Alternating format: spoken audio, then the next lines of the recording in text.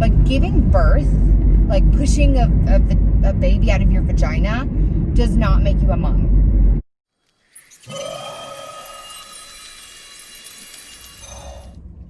Hi guys, how's everybody doing? Good, I hope. I hope everybody is staying safe and healthy. So, I will go ahead and comment on my hair. So I went to Sally's Beauty Supply. And I've never bleached my hair before, okay? I've bought in, like, just the blonde, like, box dyes that you get from the grocery store. Walmart is where I buy mine. And I've always just used that. There was one time when I bought a bleach box, again, from Walmart. And it was supposed to, like, lighten your hair. Well, it actually didn't even lighten my hair at all. I got blonder with the box dye that I usually use. So I was like, well, that was a waste of fucking money, right? So I decided to go ahead and bleach my hair because I can't get the red out of it, apparently. So I went to Sally's. I've never bleached my hair before. I've never used anything but a box. I've gone to, like, the salon to get my hair done and have, like, them do it, but they, like, get all the supplies and shit. Like, I've never had to go and get it. So I didn't know what the fuck I was buying. I knew something about a developer, and then apparently I would have to buy the bleach. So I'm talking to the lady or whatever, and she's, like, explaining all this bullshit. And I'm like, okay, bro, I just want to bleach my fucking hair. Like, what do I need? So she tells me to buy, like, this little package because I'm only going to do it once, and this little bottle of developer. And I'm thinking, okay, you know, that should be fine. It's like a box, you know. And I start doing my hair. So I got to basically the first strand, and I was like, holy shit, this is not going to be enough, because it took a shit ton just to, like, saturate that strand of hair. And I was like, oh my God, well, let's just see what happens. So I went ahead and kept going, because I mean, I was already started. What was I going to do then? Stop? I already had it all mixed up and everything. So I kept going, and I ran out, as you can tell. And then a lot of the places that I put the blonde dye it wasn't enough. Like, I didn't saturate it enough, so it's still pretty fucking red, as you can tell. So I have, like, super blonde parts, and then I have, like, regular blonde, and then I have the red that's still in there. So now I look like a complete circus freak. Super exciting. So one of my customers was like, my daughter does hair, you should call her, you know, I'm sure she'd be happy to help you. And I was like, all right, you know, cool. And I wasn't going to do it because I'll do it myself, you know, and I don't like paying for shit that I can do myself. So I went ahead and texted her after this happened, but she doesn't have anything until Tuesday, and I'm not trying to work all weekend with my hair looking like this. So nobody look at my code. Just kidding. So I was like, well, fuck it. I'm just going to go and buy, like, a shit ton of bleach, and I'll just fucking do it again by myself, because no.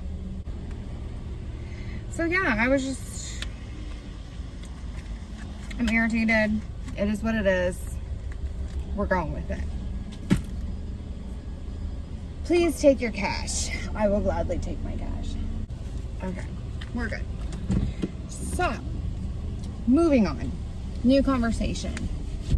By the way, I kind of got a little carried away with my eyes today. I put green and gold, which kind of looks yellow, but I use that new Essentials palette that I got out of my BoxyCharm box.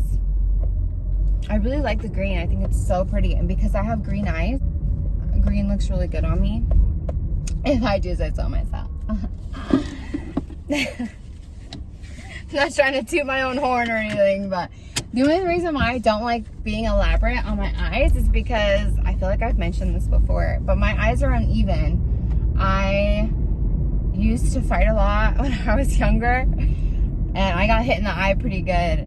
I never went to the doctor. I went to the doctor one time. That's because I was pretty sure I got some broken ribs, and I did. I couldn't breathe, and it fucking hurt, like, really freaking bad. So that's the only time I ever went to the hospital for a fight. But so anyways, my eye was like closed shut like this for probably, I don't even remember how long, but I probably should have definitely went to get it looked at, and I never did. So it didn't heal right, and so now, like, the tops of my eyes are uneven. Like, I don't know, you guys can't really tell, but when it comes to, like, doing this kind of stuff, it's never even because my eyes aren't even. So it's frustrating, but I think I did okay. It doesn't look awful. So yeah, we're going with it. It is what it is. Anyways, the point of this video, I wanted to talk about being a mom. What makes you a mom? Because I have a friend of mine, and she's been trying to conceive, and she has had like the worst luck, and basically the doctor's telling her, like, you're gonna have to do surrogacy or adoption. Like, the chances of you carrying your own child are very slim.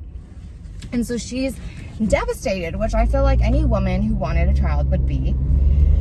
And I just wanted to talk a little bit about what makes you a mother, because, and I'm going to say this, and I don't want everybody to freak out, because I don't mean it in a bad way, but giving birth, like pushing a baby out of your vagina, does not make you a mom. I'm sorry, it doesn't. Is it something that's hard? Yes, of course. I feel like it's different for different women, though, because I've had some women that are like, oh yeah, my labor was so easy, and the baby was out. Good for you, pumpkin. Mine, not so much. A lot of other women's, not so much. You know, it's hard freaking work that you are like exhausted and push and struggle and die through. You know, it's this amazing thing that you do, but it's also very hard. But I don't want women to think that giving birth makes you a mom, because it doesn't. Plenty of women can give birth. Not all women can be a mom. There are women who give their babies up for adoption, who abandon their babies, you know, and I'm not saying that giving your baby up for adoption is wrong or abandoning your baby. I'm saying that there are women who make that choice because they know they can't take care of that child. If anything, that is the most selfless choice I've ever even thought of. I've never thought of it, but I mean, like, that's such a selfless choice for a woman to make for her child. I couldn't do it. I could not give my baby to somebody else. I don't have the strength, you know? So to do that is just amazing and very strong of that person to do that. So with that being said, I want it to be clear that the love, attention, and effort that you put into a child, that is what makes you a mom. Being there in the middle of the night, changing diapers, dealing with them when they're crying, holding them when they want to be held, snuggling with them, reading them bedtime stories, making them their food, bathing them, getting them their clothes, financially supporting them, emotionally supporting them, physically supporting them. That's what makes you a mom. Just because you push a baby out of your vajayjay doesn't mean like, oh, okay, I'm a mom now. Like, I'm sorry, it just doesn't. You're technically a mother because, yes, you've given birth, but to be a mom, you have to be there for that child. So for women who cannot have their own children and do have to have babies by surrogacy or by adoption, I don't ever want those women to feel like they're not a real mom. And that's kind of something that she had expressed to me. You know, she was like, what if I don't love this child the way that I would love my own? What if I don't connect with it because it's not in my body? And I feel like that's something that probably a lot of women have to deal with. Not like this is the greatest example, but I love keeping up with the Kardashians. And when Kim was talking about using a surrogate. She's worried because she's had her own children, and now having a child come out of somebody else, like, is the connection going to be the same? And she said after, of course it's the same. I mean, yes, they used her eggs and her husband's sperm, so I mean, it is still their baby. But I think even if it wasn't your DNA, you would still feel some type of connection. You planned for this baby. You wanted this baby. And that's all that really matters, or that needs to go into it. I have been a stepmom. My ex had other children with other women, and I took those children in as my own. I never thought of them as not mine. I treated them like they were mine. I loved them like they were mine. I took care of them like they were mine. You know, just because they didn't come out of my body, or they weren't from my DNA, they were a part of somebody that I loved, and I love them like they were my own.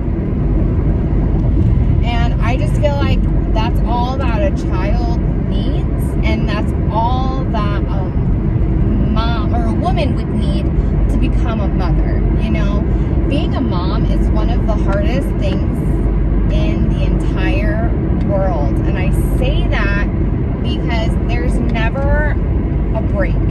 When you get your me time, of course, it's fantastic. Every mom deserves it. You need your me time. You need to be able to take care of yourself so you can be your best for your children. Yes. However, in the middle of that me time, if you get a phone call and somebody says, your child's hurt, I need you to come here now, you're not going to be like, sorry, it's my me time, I'm not a mom right now. No, you're going to drop whatever the F you're doing, and you're going to go to your child. I have a horrible story. It was definitely not my finest moment as a mom, but at the same time, it made me feel good, because no matter what I was doing, I still went for my kid, you know? So I was a single mom at the time, and I had my oldest it was just me and him. And so he was spending the weekend with our cousins, and they had a trampoline, and he was going to be there for the weekend, okay? So I was out having fun, doing my own thing. You know, remember, I'm still pretty young here. So I did my own thing. I did what I wanted to do. I was partying. I had been drinking quite a bit. And I got a phone call around 11 o'clock at night-ish. And it was from, why my own cousin didn't call me and tell me what happened, I don't know. But the doctors called me from the hospital and said, you know, your son was jumping on the trampoline. He fell. He hurt his neck. Because you are his parent, I need you to come in order for him to be treated. And I was like, oh shit. Remember, I'm wasted. Like, I have been drinking, so I'm drunk, okay? I'm not buzzed, I'm not tipsy, I was drunk. And I was like, holy shit, I have to go to the hospital, you know, my kid's hurt. That sobered me up pretty good, but I had to find a ride to the hospital. I wasn't gonna drive. And so I found a ride there, and I got there, and I probably reeked of alcohol, and I was like so embarrassed talking to the doctor, like, I'm so sorry, you know, I was out, it was my night off, you know, and I know that's horrible to say, but at least I was there, at least I showed up, you know, and I was responsible about getting there. Like, I wasn't the worst mom ever. Have I made mistakes? Yes, of course. I think every mom makes mistakes. I don't think it's possible to be a perfect parent. It's just not. And if you think you're a perfect parent, you're tripping, because you're not. Sorry to burst your bubble. You're not. You're gonna fuck up, especially a first time. I remember being a first time mom. I was so scared. I remember I did not sleep for 5 days because I thought that my kid was gonna stop breathing. All the like SID stuff they tell you about in your parenting class, and don't let him sleep in the crib, and don't put anything in the crib, and then you're like, don't let him sleep with you. Oh my gosh, I did not sleep for 5 days. I remember I started hallucinating. My mom was like, Christina, you need to go to sleep, like, you're scaring me. It was so bad. So yeah, there's just so much that you learn when you're a mom. So for women who think they cannot be a mom because they cannot have their own children, you are so wrong. It has nothing to do with giving birth. There are plenty of women who give birth and don't even take care of their kids. And it's unfortunate, but it's true. So giving birth does not make you a mother. It is something hard that some of us go through, but that's not what's going to make you a mom. The love, the care, and the effort that you put into caring and raising a child, that's what makes you a mom. Being there, that's what makes you a mom, you know? So I just think that's really important for everybody to know, that it doesn't take